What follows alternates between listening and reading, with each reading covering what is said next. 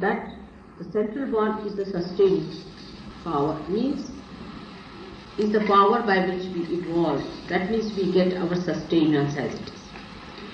This sustenance that we have got as a human being, when it is to be manifested on the 5 elements that we have within ourselves, the source is there, but we have to reach it to its different elements. When this interchange takes place, or we can say when we have to put this force outside,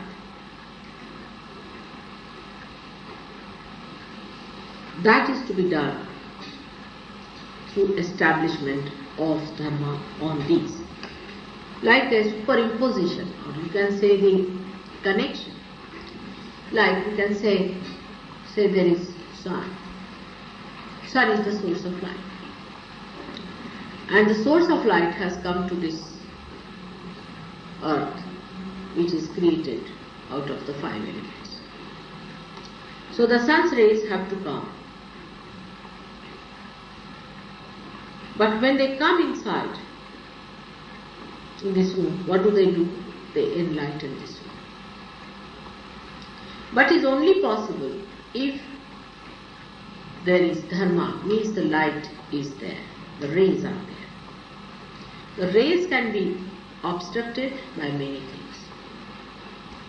If the rays are obstructed, then there is adharma.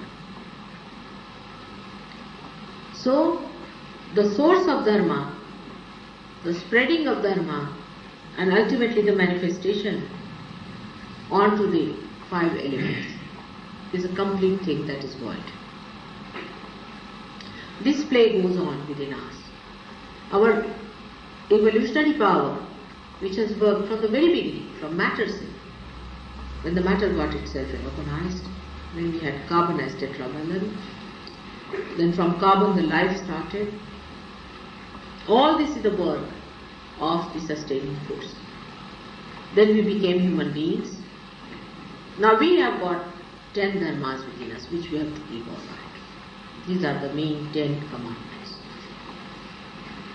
These 10 commandments we have to look after, and these are looked after by the people who are the primordial masters, as we call them, the incarnations of Atma. Like Raja Janaka, like Moses, like Socrates, like Nanaka. The last one was the Shirdi Sainath. This is the principle, is there, is the primordial master. Now there is another principle that is in there, by which you receive it. This is called as the disciple principle, the primordial disciple principle, represented by the moon and the sun, presided by Buddha and Mahatma.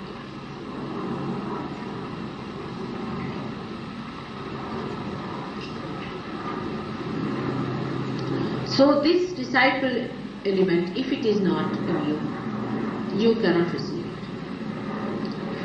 But when you start receiving it, this dharma gets into you, and then you become the guru. You become the guru when this is completely sustained. It starts as a disciple and then ends up as a guru. This is the void part within us.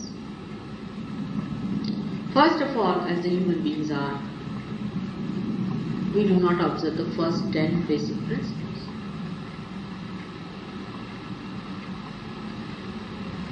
In this country, for example, or in the West, we observe the 5 of them because of law.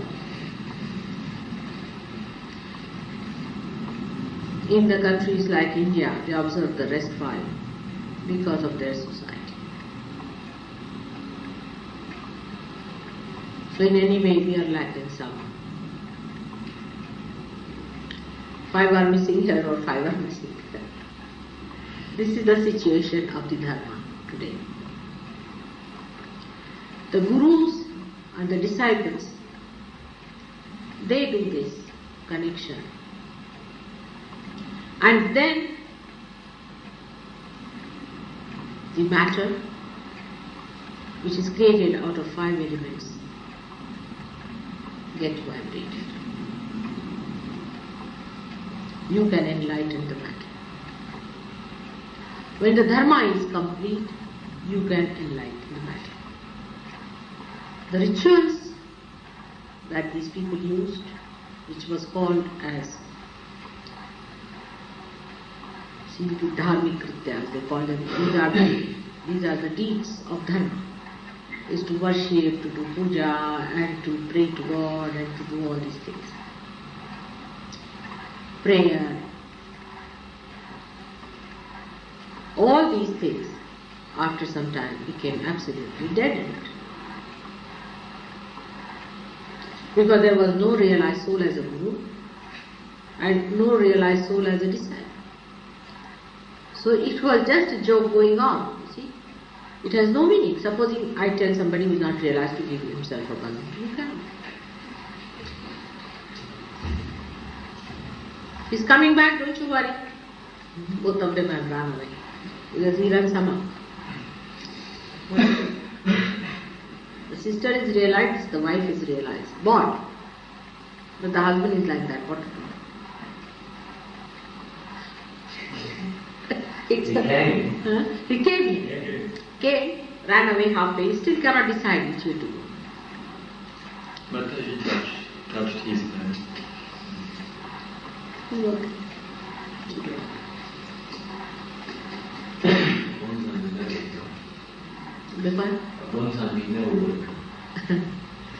So you will see gradually how it works. So this void is so important, because that is how you establish your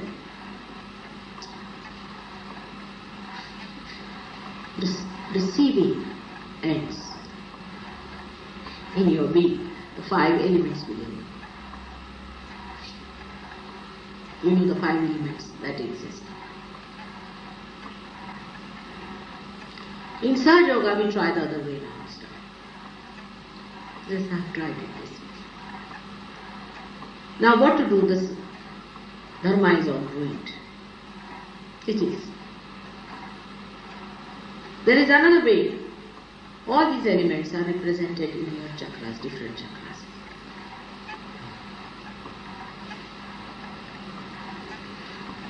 So why not take the Kundalini through these chakras and enlighten the elements themselves?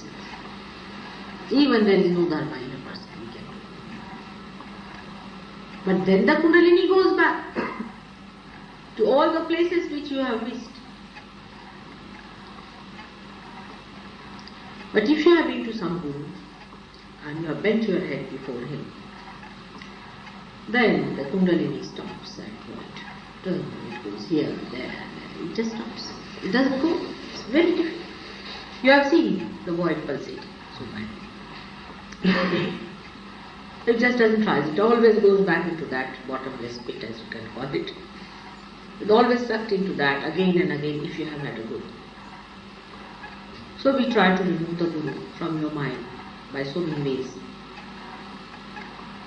Deny them completely, absolutely, so that they get out of your minds. And again raise the Kundalini. And from the innermost, the Brahma Nadi as they call it, the innermost Nadi, is a Sukshma Nadi. Otherwise you cannot reach there. From outside you go on cleansing until you reach there, you find you cannot clear something. But outside cleaning helps you in one way, that the Brahma Nadi becomes wider. The Nadi that is in the center of Sushma. If there is less pressure, then it is a wider one. So for Kundalini rising, there is a better chance. But in Sahaja Yoga, the subtlest of subtlest Kundalini we catch. And thread it microscopically inside. And take it out. And by taking it out, what happens? these chakras definitely get enlightened. They expand. That's how we expand the Sushumna. Expanding Brahmananda. This is the trick of surgery. Because this cleansing is going to take too much time, as you said. The whole thing is to be cleansed out. And then it is to be released. And then you have to meet some guru who has to take it. So this sadachar, whatever Buddha has said, the right action, the right that he has said, is the one that is done. That's what he prescribed. But that doesn't work out with human beings. It's meant for people who are realized souls. Most of these religions are meant for realized souls. We can find them. Actually, realized souls only took to religion before. Those who were born again, Dvija, Brahmins, who took to religion.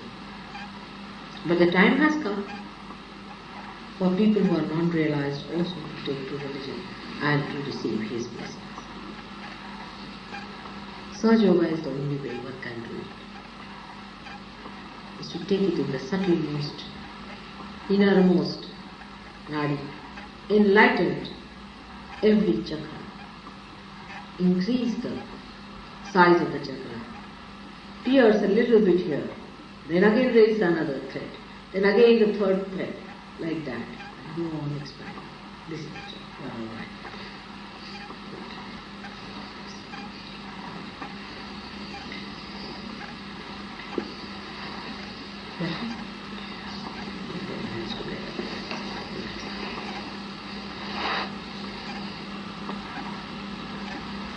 This is how it works out. In her case, I did the same. I was just talking to you. Now, the main thing about what one has to remember, there is no rationality.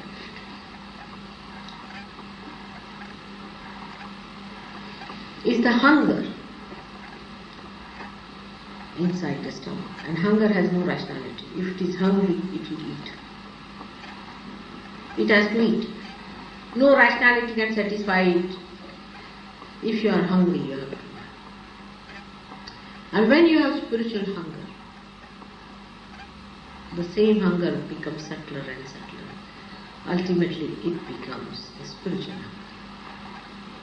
First, the hunger starts of, say, food, of primitive things. Then hunger for sex life, hunger for women, hunger for men, then for power, then for money, then the hunger for spirituality starts. When that hunger is concentrated and start rising without any rationality about it, you don't know why you are seeking.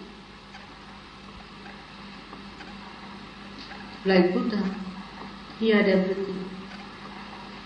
He had a wife, and his father had provided him with everything. Still, his heart was seeking. Why was he seeking? It is the hunger that is not rationality. That doesn't explain.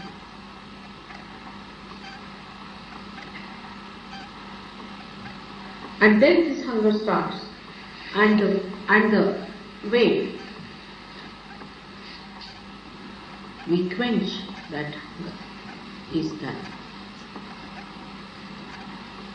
The way we keep it intact is the dharma. Supposing you are hungry, you go and eat some poison, then it is a dharma. I know you are hungry, but you have to eat proper food. The knowledge about that is dharma. What food you must eat, what books you must read, what people you must meet, how you should live,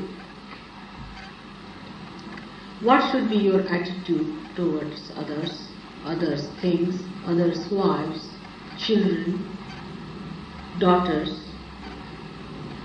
everything relating to the other.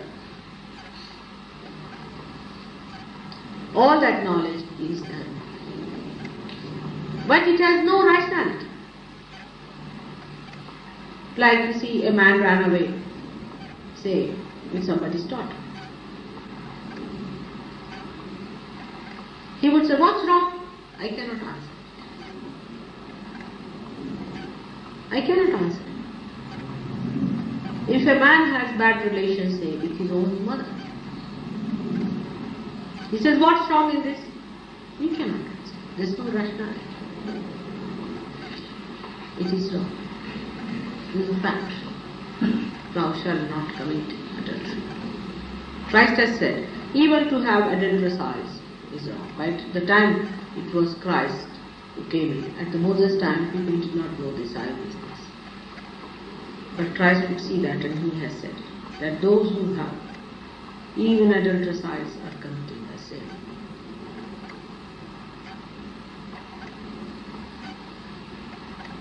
So, how to deal with others? Say materialism now. We are so attached to matter. This is also a problem of the Navi.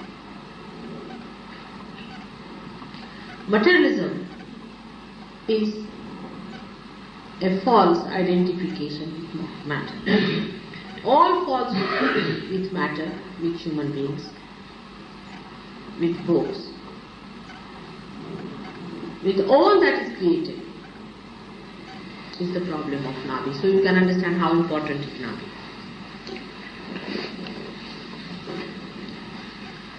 And the one that prescribes it is the Dharma, is the Guru. They did not come like me to convince you and argue out with it. They said, thou shalt not. That's a commandment. Commandment means there is not to reason why. It's a commandment. There's no rationality in them.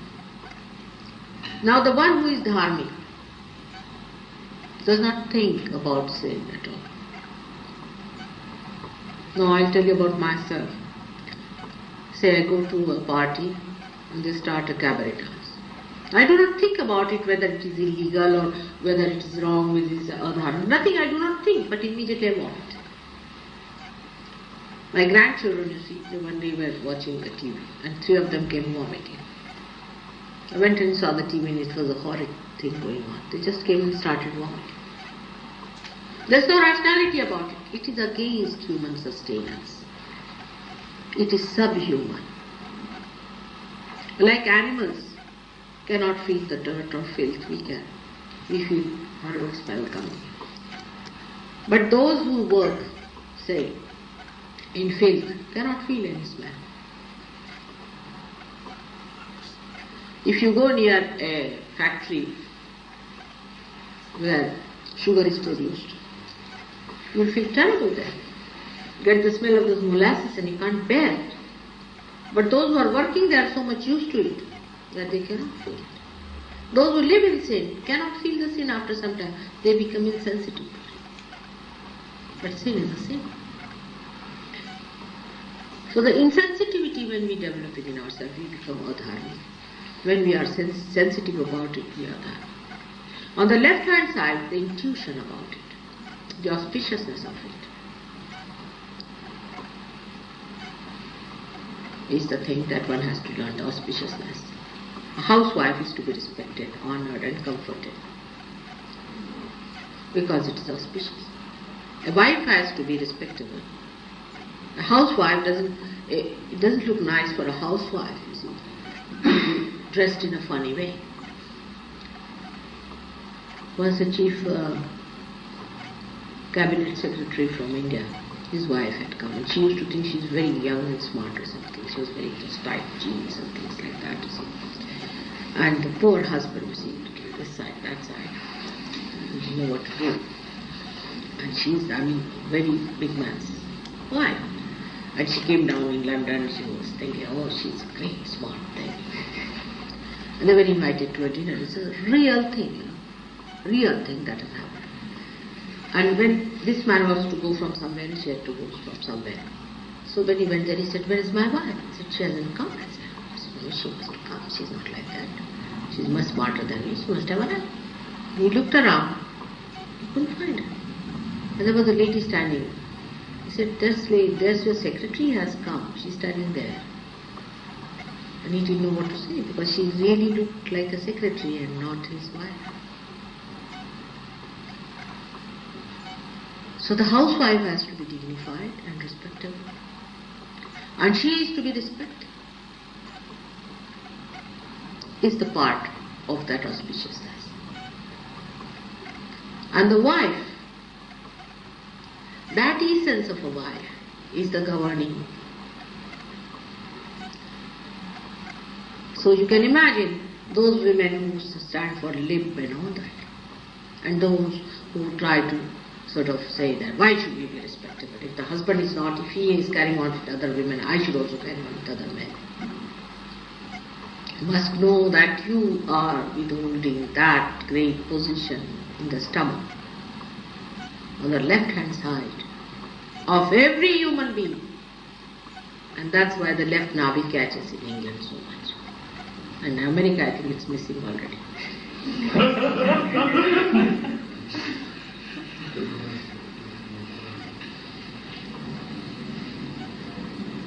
So that is to us, to a man, you see, who is so developed and so he thinks no end of himself, you see, and the civilization where work is so important and money is even more important than work is. To him it's silly to think that a housewife's respectability is so important in the play of the universe. Yes, it is. Where the women become respectable. The whole, you see, that's the breaking point of the society. There the human beings will start destroying. That's the real atomic bomb you have got.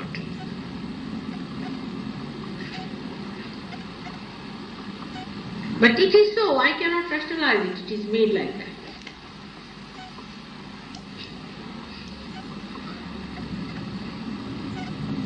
All the gurus have said you should not drink, even Moses.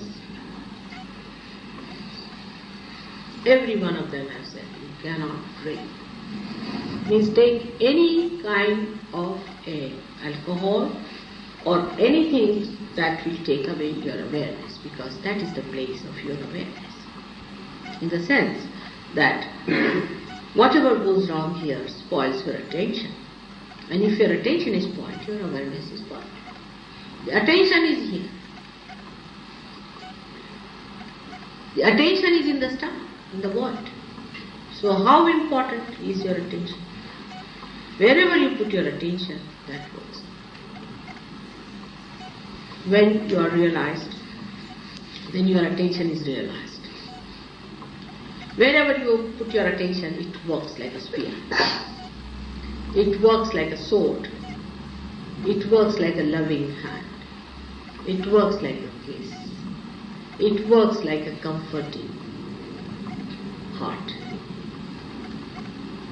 It is an enlightened attention in your stomach. You see, the mother has a child in the stomach, and how it looks after the child. A little pain, how it protects. All that is there is given to us through our gurus, our own beings, which are our masters, who teach us. The stomach teaches you. Your stomach is your guru. Amoeba became a human being through the stomach only, through the hunger it had. If it did not have hunger, it would not have grown. And the hunger teaches you, and when you learn it properly, then you become the guru yourself of the whole world and the universe.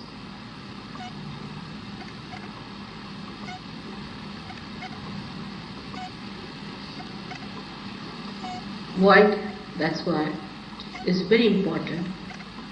And when you have had bad gurus, you have read horrible books, accepted them as facts and truths, then your void gets spoiled. your attention gets spoiled. It goes to wrong things. Attention, when it works through your eyes, can also go to wrong things. Everywhere, wherever the attention moves, it can do wrong things if it is adharmic. But as I said, there is no rationality about it. Dharma is to be accepted. You cannot rationalize it. To a point one can. But how far it harms you, you cannot rationalize.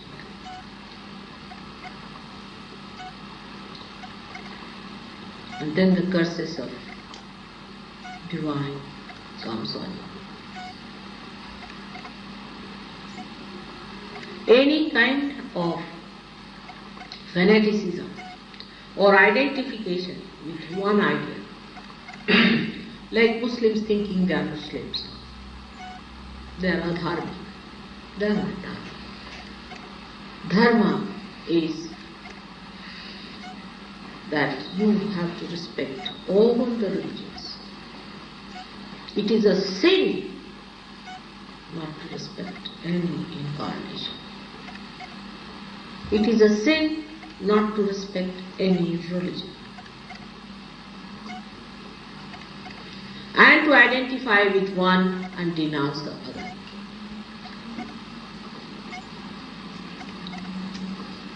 So give up all these false dharmas and come to that one dharma which involves you, which gives you light by which you can see the oneness among all these religions. As I have said it before, that they are like beautiful flowers on one tree, nurtured by one sun, adorned by one tree, but fools take the flowers out, say that these are our flowers and kill them. And when these flowers die, the ugliness becomes so-called religions.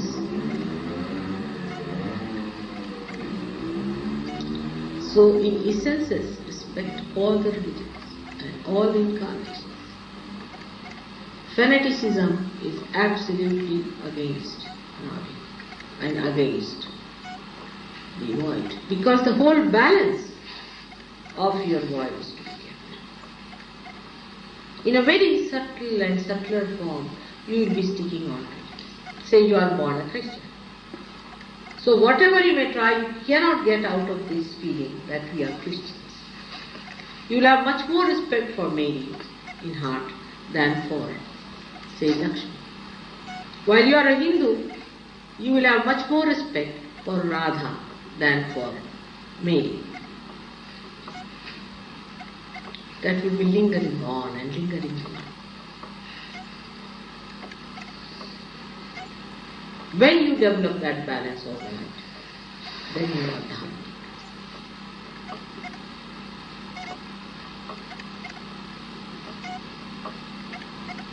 That balancing has to be done. So one realization is within you like this. And one realization is this way, among you. And this is Dharma. Among all of you, there has to be another integration, a complete integration of understanding.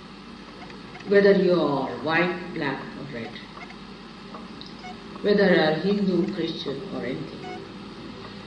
You must know that there is only one way,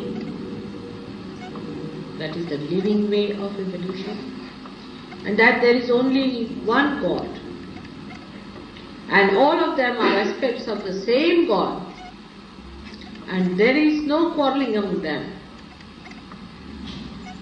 Why are you quarreling? This goes against the void.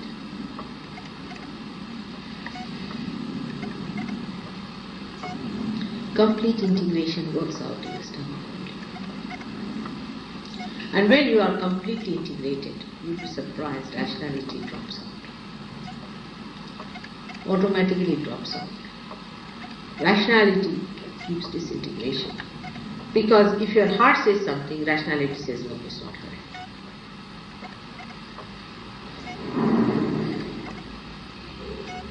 But if you take out your rationality there and just see for yourself, then wisdom comes in. And you just do it, whatever is wise and good for your spiritual life.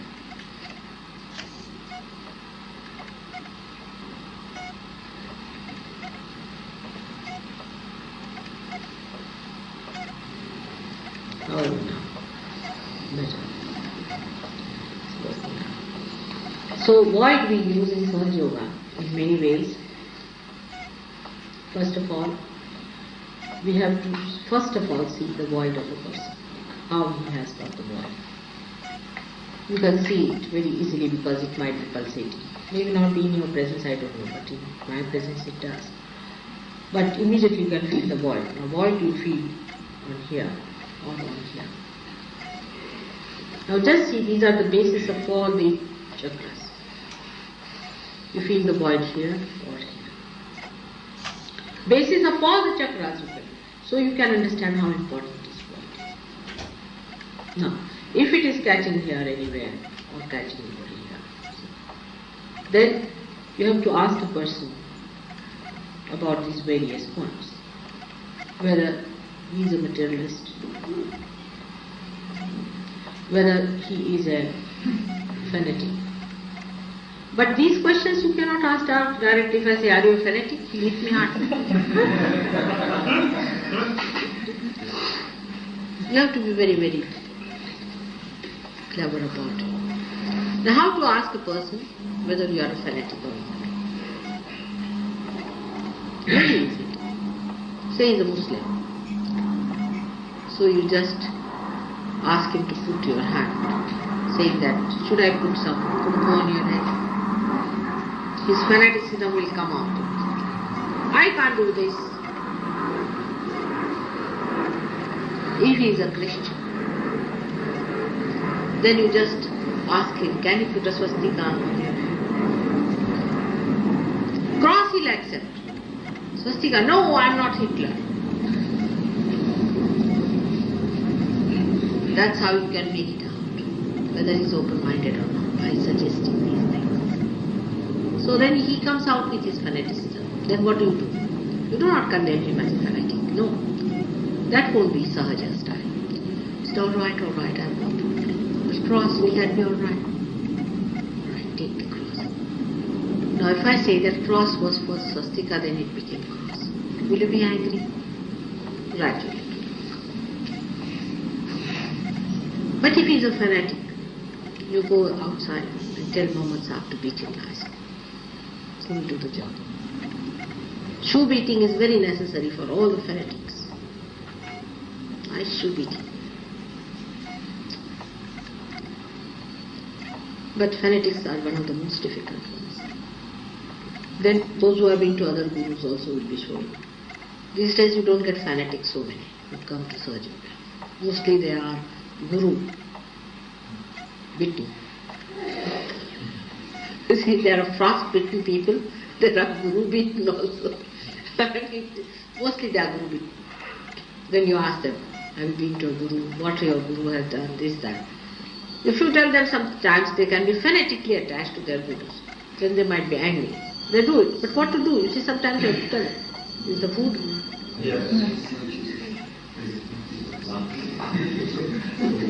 It's good they are looking after food we are having. Otherwise, if you have to cook also, then all your attention is there.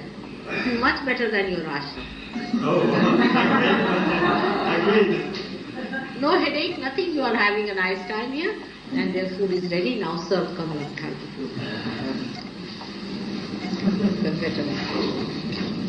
So the right track, we are talking about void. I sit here.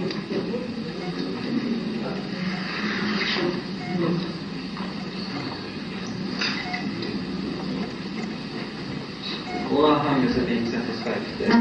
Yeah.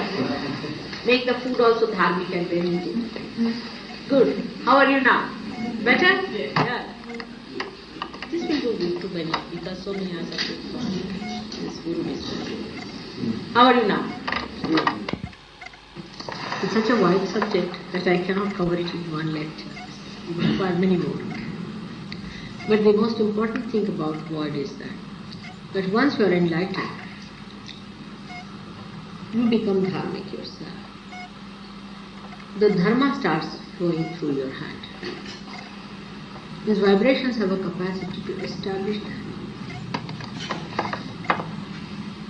So when you put your hands now towards the 5 elements, say you put your hands towards the water or you put your hand in the water gets enlightened, vibrated. And if somebody takes that water, it will establish dharma into that person. Supposing somebody is a drunkard.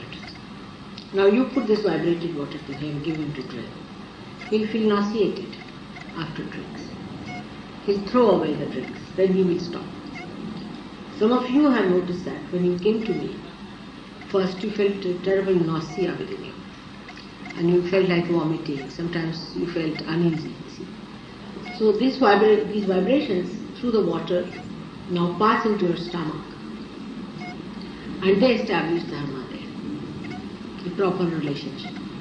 It so happens that if you go on taking this water, the right side is that physically you feel alright, and the water can give you such a power that you will never get cancer of the stomach, never get any trouble with the stomach. But left side, it has greater power, this water, that it cleanses you, your sins, and puts your attention, fixes it up on Dharma. So your attention doesn't go, you are not tempted. That's how you have seen people who come to Sahaja Yoga can give up drinks easily. Because it turns your attention towards Dharma. Then if you want to take drinks, you just don't feel like after some time. You feel like vomiting, you feel like headache and all that. And it happens so easily. Now we know somebody here. He gave up all his drinking in no time. Otherwise it's not possible to do. But because of this happening in the stomach, now you cannot drink. Just imagine. This is the great thing about void is that once you are enlightened, you can give something to the nature. You have been drawing everything from nature so far. First time now you start giving something to the nature. And what you give to the nature is so nourishing to it also. Supposing you give vibrations to, say, fruits, or to trees, or to flowers. You will find there will be 10 times more, the growth will be much more, they will be lustrous, and they will be very juicy, very tasty, and the whole atmosphere will be different. Maybe after some time, these trees, if they will be standing there, anybody will be passing that way, if he touches the tree, they will get the vibrations also. So maybe a tree may become a cure or something like that. All those waters and all that we talk of curing water are nothing but vibrated waters.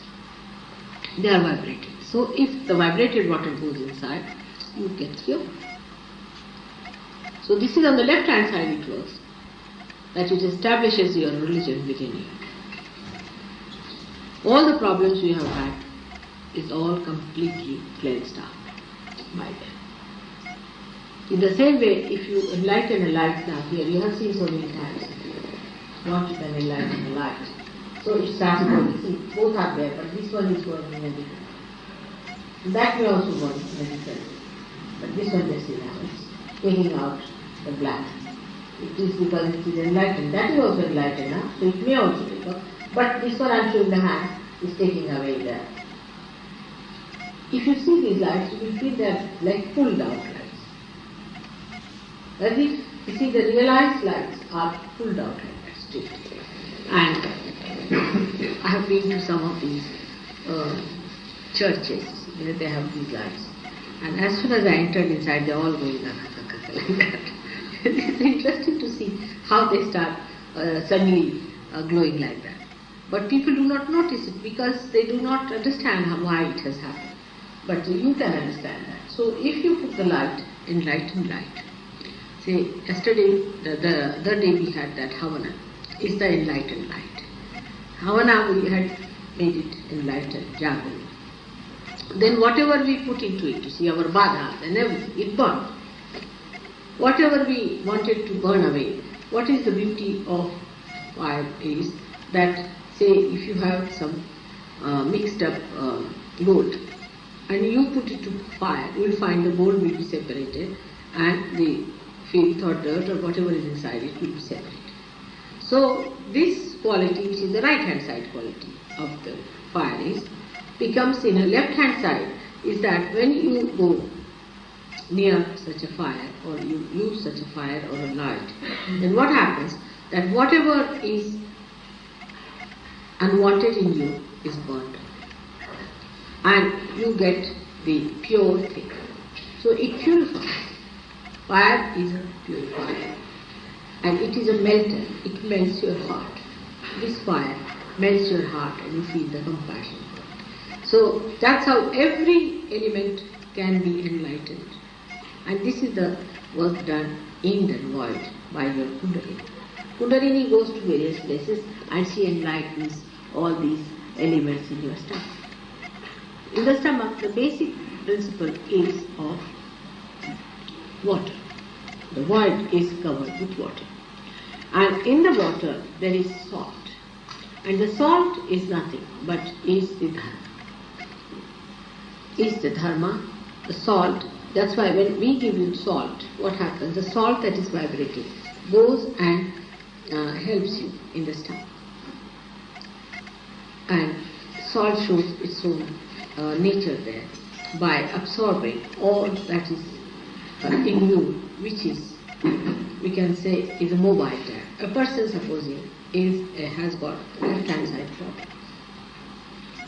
Then he should take salt. If he has the right hand side problem, she should take sugar. So these are the two qualities. This is the 5 of dharmas are done by salt and 5 by sugar. And these are the best solvents in the water, as you know. So all these 3 things put together, water, then salt and the sugar, they solve the problem of the body. That's why we use these 2 things. If you remember, Christ has said that you are the salt. That means you are the gurus. Salt is the guru. That's why he said you are the salt, because you are the gurus. And salt dissolves into water. Water is the Dharma. They are the absorbers. They always have a water of crystallization. It cannot exist without, the salt cannot exist without water. So the water and salt put together means ocean. So void is the ocean within us. That's why it is called as Sagar. And means all the oceans of the world are in our stomach. And if you want to hear them sometimes, you can put your thumb in my ears and you can hear them. Kavin has heard them. So you can hear. So this is all the time this ocean is churned.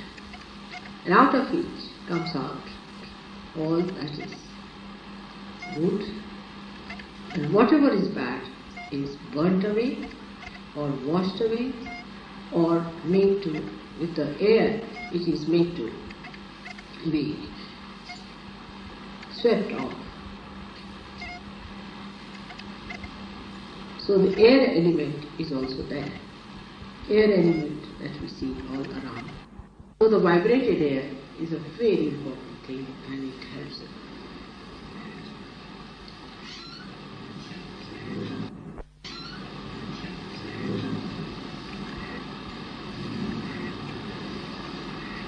So I have talked to you about all the 4, but the 5th one is Akasha, is the ether, that's it.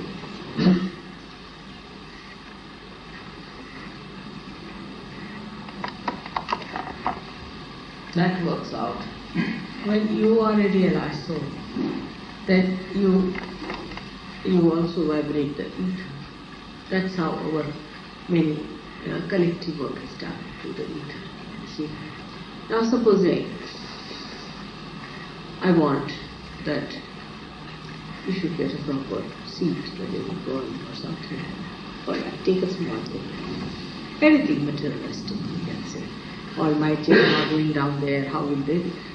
I have to just worry about it immediately. The orders are sent. Alright? So Saint Michael and Saint Gabriel, both of them say, now what should we do? We must find out a proper place. So they take Dawn into consideration. They bring him down here and find out a nice place for him. It's all done through ether. Ether is when it is enlightened, you see, then it communicates the ideas, the things which are divine, or the divine desires are carried out. And then you are placed into the hand. Sometimes you are surprised, how am I here? How are you here? How do I meet you? I was not to come this time, and then how did I come? All these things can be done through the ether, which, we get our television and everything, ether. But on the television, if you say enlightened, then it will so happen that a backbred program won't materialize. It won't materialize. It can work very dynamically. You cannot imagine how these miracles take place. And real miracles are felt. Of course, we do feel the miracles of all the other elements, but it's not so obvious as that of the ether. Because you're suddenly surprised, how, this, why? And it's everybody surprised at it. Oh, here in the plate you get all this. So this is done by ether, and it is so miraculous, that it is hard to believe that it is possible. Now this ether works daytime and night. It doesn't take rest anywhere. It's all the time tatvara, means it is all the time ready to work out the divine will. All the time it is ready to work out the divine will. It doesn't wait. It doesn't wait for anyone to give orders or anything. Just waiting there. As soon as it sees that this is desired, all right, nothing is to be told, just to desire, and you say that, oh, what will be happening to such and such person? Finish. It is being transmitted. The same ether that transmits the air transmissions, which you receive on the radio transmissions, the same one, when enlightened, does all this too. He works it out, everything that you want, it works it out. And that's how the angels show their miraculous feats. But it is worth noticing all that and watching it and witnessing it and noting it down, how it helped and how it worked out. And it also, ether when enlightened, brings people closer to divine power. It arranges and organizes. But now, one would ask, what is the necessity for God to have such complicated methods of enlightening the matter? Why not it has already the enlightened matter? This is a question one should ask. I'm asking as you people are there. So I'm asking you. Let's see the answer. That's your problem.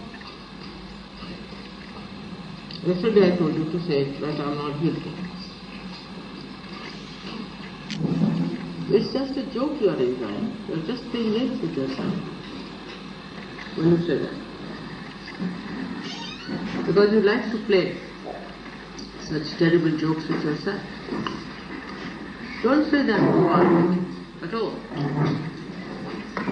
By saying that, you see you are trying to enjoy a sort of sadism against yourself. You are against yourself.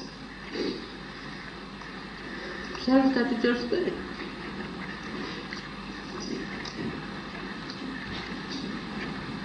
That's what it feels like. It feels like that's not a good thing. It's not what is wanted. It's not that is desired. So, just don't play on it. Whatever are your moods, are not correct. They should not be there.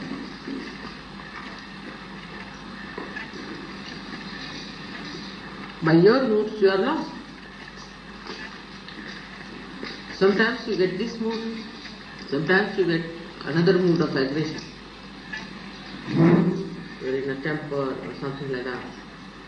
And sometimes you get into this kind of apologetic mood. Both are useless, absolutely useless. Just throw them out. Why should we do it?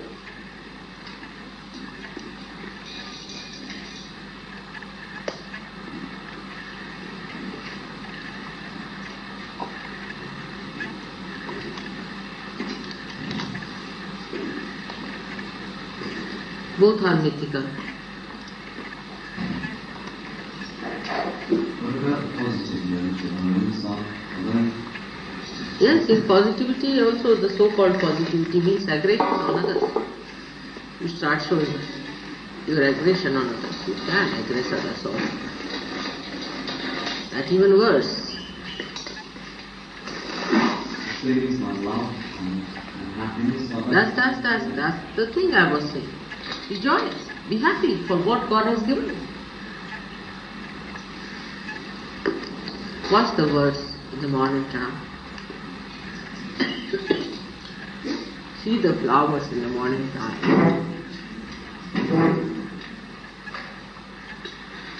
What do they have? They are standing in the sun, in the rain.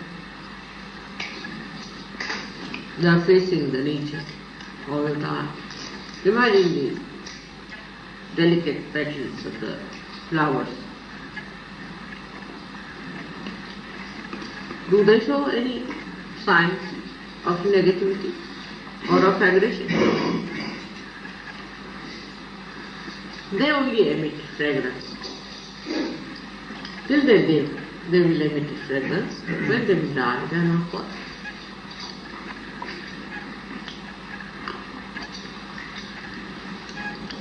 Aggressive person cannot come to Sahaja Yoga. He cannot go very far. Neither a negative person.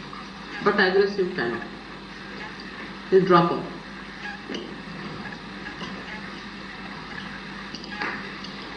Sahaja Yoga recedes from such people.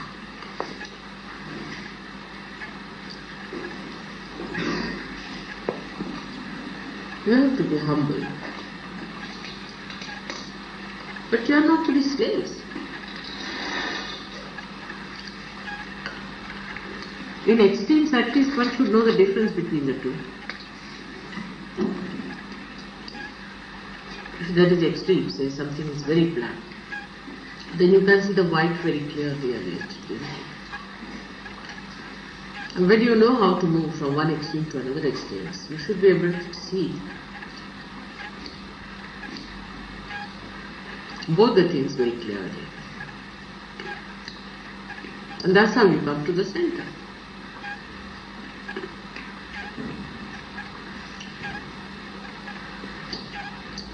But it is for your own good to be like that. You may say, yes, we understand Mother, but we can't do. You can.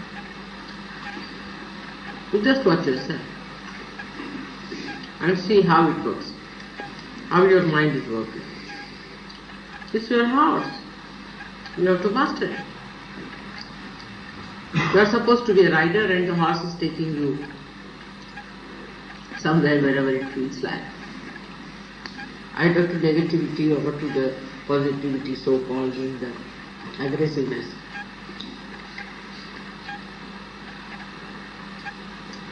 It's the horse that is leading you, not you are leading the horse. What kind of a rider it is. And the horse is like a pendulum. When you are led by it. And when you identify yourself with that horse, you think what to do, it is happening. You can control it.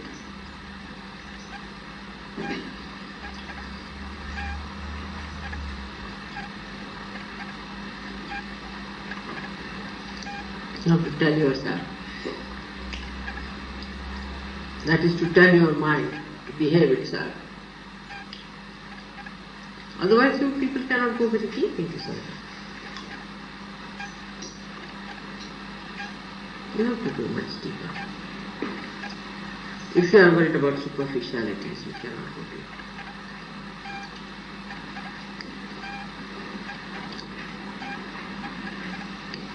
Deep down is the truth.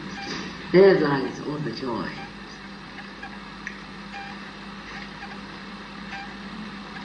All the trees, all living things have their roots deep down.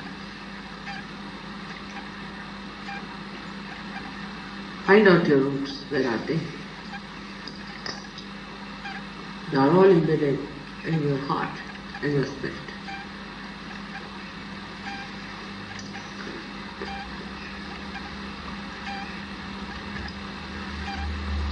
Not in these superficial things where your mind is moving like a wind here and there, just like a dead leaf.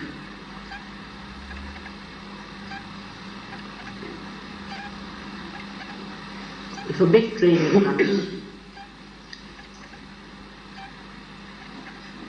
and the train is faced, say, with some sort of an obstacle, it cannot stop. But if there's a little worm, and if it wants to save itself from the train, it can. It can hide itself into something. You are not a worm, you are a human being. A little living thing can do that much.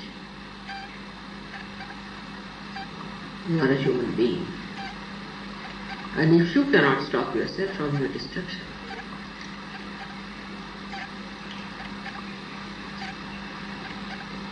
then who can stop? You see the nature.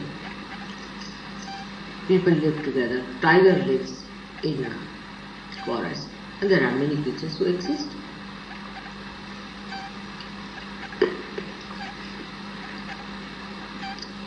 But if human beings cannot save themselves with all the brain that they have, the dynamic stuff, with all the energy that they have, with all the discoveries that they have made, then who is going to save oneself?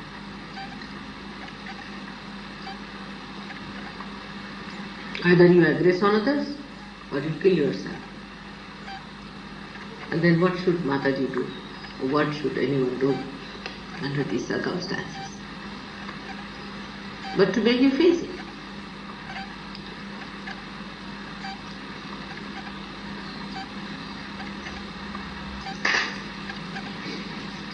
In Sahaja, you can face it very clearly.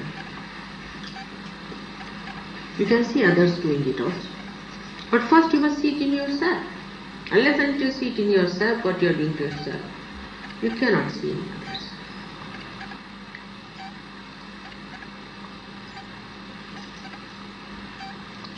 When I say you see it in yourself, you become self-centered. I mean, anything you say can be twisted. When I say you see it in yourself, that means you detach yourself and see in yourself. What is your mind doing? That's how you can learn others. Also that they are doing the same. Like a person say is fond of good food. If he can see that he's hankering after good food all the time, he's thinking about good food, his mind is working like that. If he can see that, he can correct it also, if he can see it. Apart from that, when he sees somebody doing it, he would not hate that person, but he would help him to cure. On the contrary, I have seen those who are like that hate the other person, make fun of the other person, while they have the same weaknesses. Why? Why it happens? There's a psychology behind it. Because that one which is doing like this wrong, you hate. You hate that one, subconsciously. And that's what you hate in others. But that is consciously.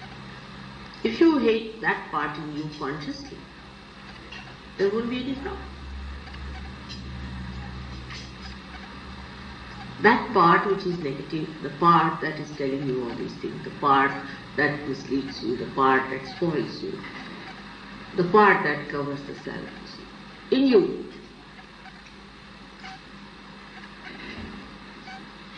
If you could manage to see that, I say, no, not that part. No. But then you start despising the whole. It's a very subtle thing. Either you move from this side to that side. If I try to push, you will just go like a spring to the other end. If I try to push from that side like a spring, you go to the other end. Thing is, the basic thing is the extremes are to be avoided. This is the basic point, is extremes to be avoided. If you feel you are getting negative, take a shoe, beat yourself nicely. Go out and shout. Or take a pillow and hit it hard. Alright? But if you are negative inside, what you will do? You will go and beat your wife. Or beat your husband, whatever may be the case.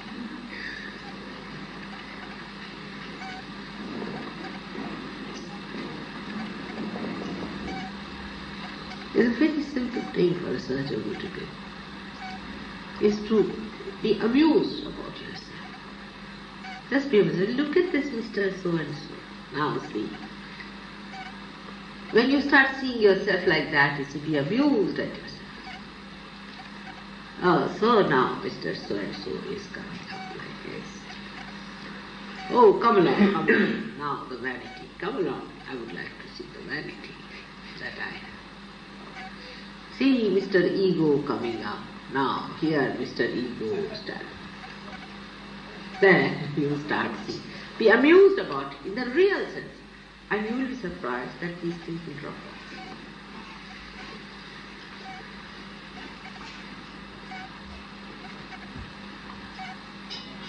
When you observe something and you say something in yourself, maybe it's natural. Yes, of course, very much. Yes. You say that, yes. And you still not correcting it. What's normal? No, you should say, get away. You take 2 running jumps and go.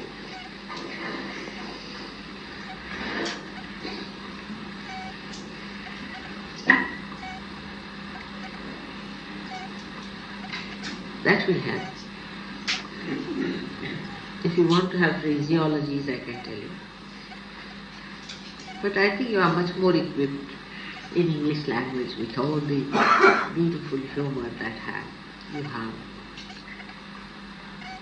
Just play that on yourself. See, humor is a beautiful thing that you can really play on yourself. Instead of playing these melancholy songs and foolishly indulging into all this romantic nonsense. Better play some humor on yourself. Sit down and read some humor and enjoy the humor upon yourself.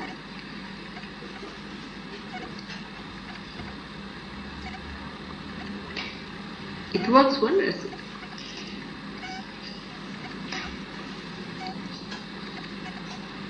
And those who know how to laugh at themselves are the best people.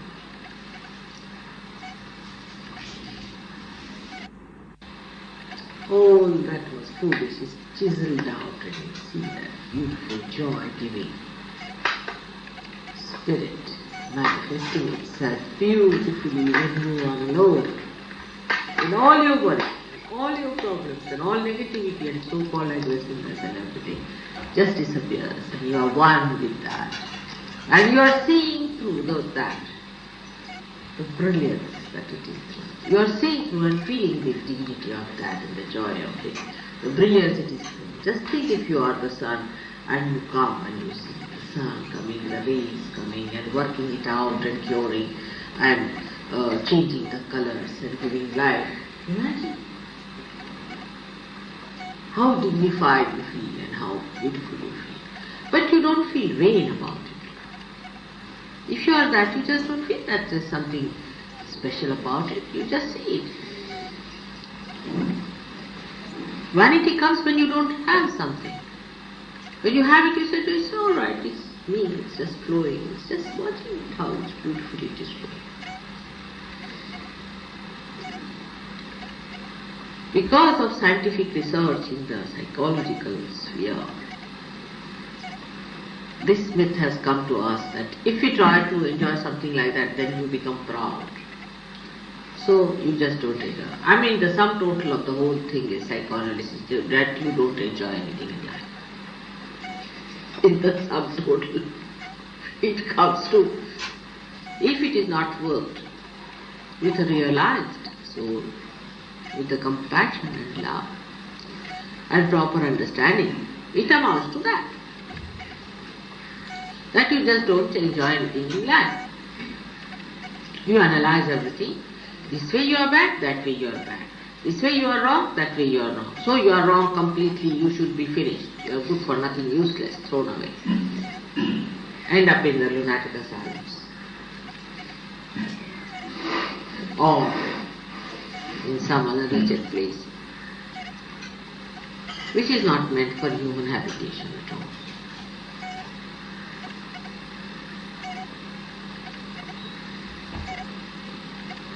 Idiotic it is, I must say. Stupid.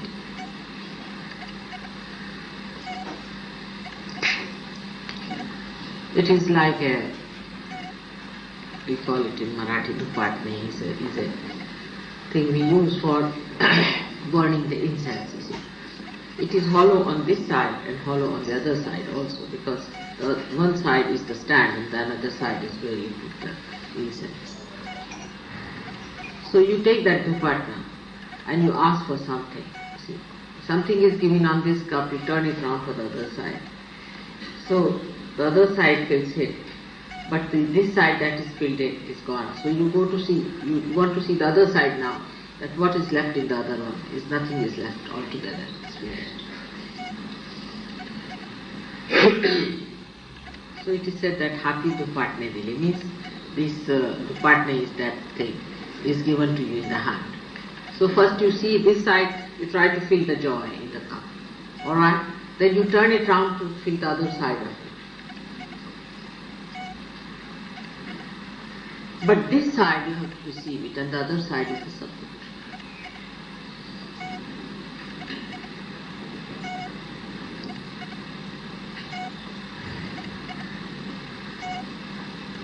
So you need not go to the right then to the left. By the time you go to the left, the right is over, and the right side you run up to, the left is over. Just be in the center.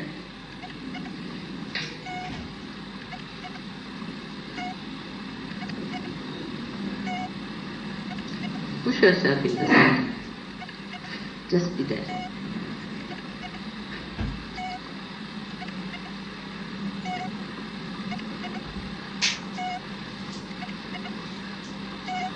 See the silence. Silence of joy calls me.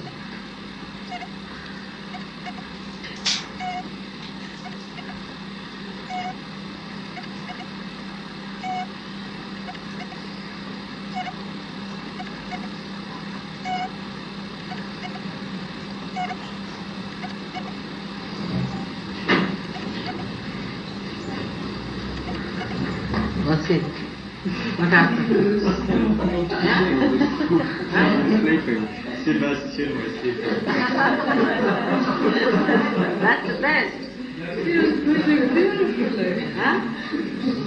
It's so perfectly regular and peaceful.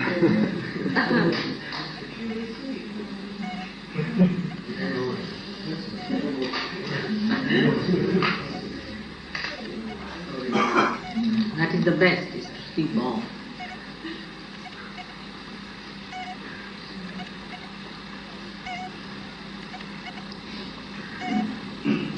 Now, any questions? How far should we be concerned with other people sometimes? Was it? How far Should we be concerned with other people?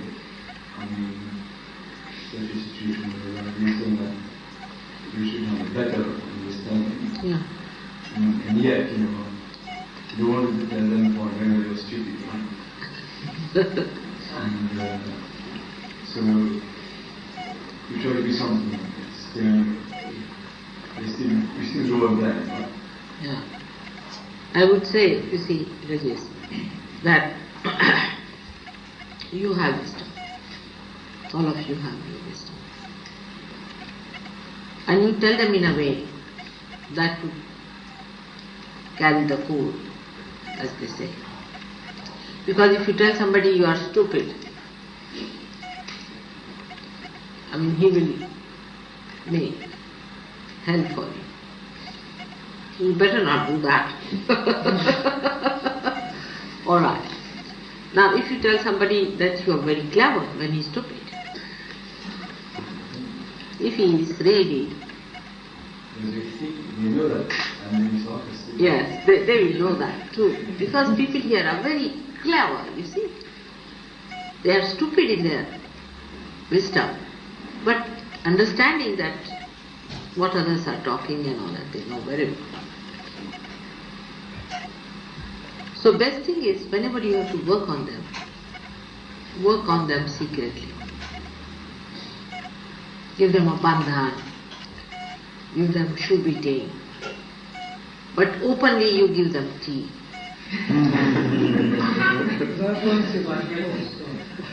Why bring Of course. Keep Mataji's photograph and the candle there, and then invite, give them tea, give them some chance.